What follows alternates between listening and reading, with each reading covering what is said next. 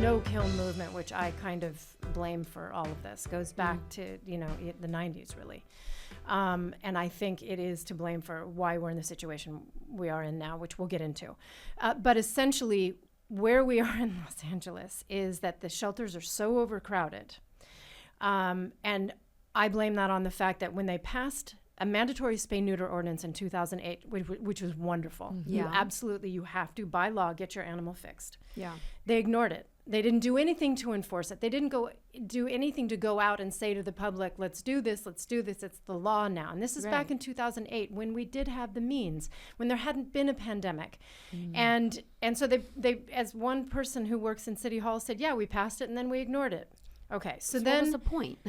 There's no point, there's no point in doing that except to say, look what we did, and then they go on to the next thing, right? Exactly. So then the kind of fast forwarding, the no-kill movement really took hold. And essentially there's a major group in the United States who is advocating that cities go no-kill. Mm-hmm. But the problem with it is you can't just go no-kill. You can't be no-kill until you're no-birth. You have to put the work in on prevention first. But when someone comes along and says, hey, Mayor Garcetti, because it was Eric Garcetti before the current mayor, we, with you, will make Los Angeles the first big major no-kill city. Is he going to say no to that? It's a gorgeous headline. Of course, Right. It sounds nice. Right. It's a surface level thing That's right. that keeps a lot of secrets. Yeah, thou shalt not kill. Absolutely. Yeah. Absolutely. And we're all for it. We're Right. all wanting to eliminate the need for euthanasia. The difference Right. with PETA is we wanted to eliminate the need for it. yeah. You can't shortcut that. Right. So then I'm skipping all kinds of points, but No, then you're explaining it very clearly, actually. Okay.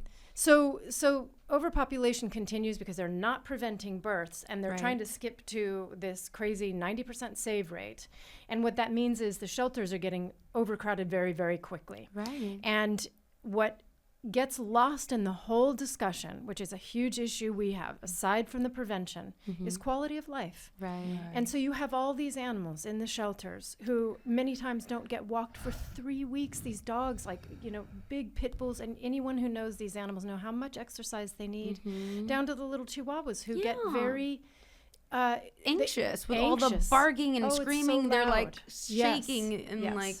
traumatizing. Yeah, I go to a crowded bar and I'm like, Out. get me out of here. I'm like, okay, you know what? There's a lot of people in here. It's time for me to I go. hate And you this. know what you're doing. You know Right. where you are. You chose to be there. And you Right. can walk out anytime Yeah. you want. And if more people thought like you, we would be ahead of the game. It's a matter of putting yourself in their position. Right. And so, the mayor and everyone was like, okay, great. And they declared Los Angeles no-kill. And the whole time we're saying to them, well, what does that mean to you? Right. Because if you're simply not bringing them in and you're leaving them onto the street to fend for themselves, they're dying.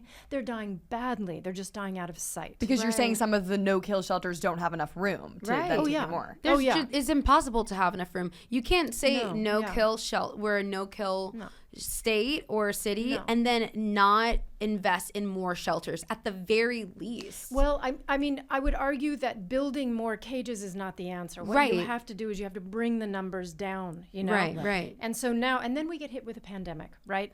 But the idea behind prevention is so that you can get hit with a recession, you can get hit with a pandemic, but you've brought the numbers down to a good enough size through prevention that you can handle something like a pandemic. Well, the pandemic was really tricky because everyone was like feeling like their hearts and emotions, and they went into the shelter to have some companions, and that shit went out the window when real life came back into play. And then the shelters, they were so excited, and then all of a sudden got overwhelmed with all those animals being returned. Well, and we did a PSA during the pandemic, at the beginning of the pandemic, warning about this. Right. Do not adopt. Do not adopt until you're ready to take them on for life. Right. Because that's not like a lamp. Right. You get sick of it and then you return it. These are animals who feel so betrayed. They get to love a family, and they say a dog can really only go through that a few times, and then they just shut down. Our dog is one that we believe was probably either terribly neglected or turned in several times or whatever, because when we got her,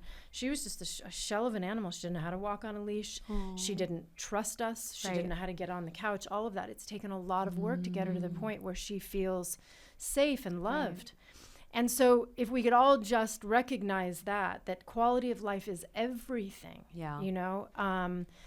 So now the shelters in Los Angeles are turning animals away. People are reporting that they have found boxes of cats left on the street. They go to the LA City shelter, which, by the way, is taxpayer funded, and say, I found these cats. Will you please keep them so that they're safe? And they're told to turn around and put the box where they found it. Wow.